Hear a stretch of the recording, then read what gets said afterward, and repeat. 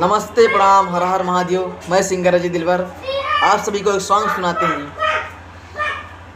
जैसी भी से कोड दी जवानी रजब लागत आवे बड़ी डर हई लफड़ा के घर।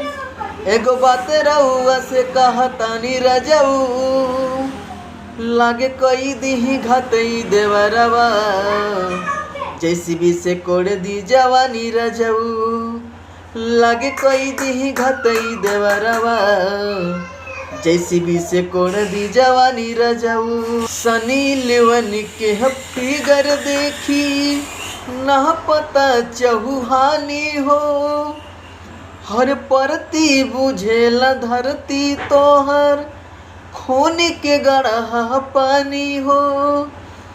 सैया डूबता किरिन चालू कदा मशीन तारे बढ़ी जाता मोरे परेशानी रजऊ। लगे कोई दी घतई देवरवा।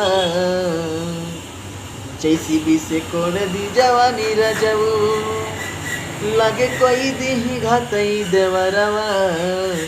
जैसी भी से कोण दी जवानी रजऊ।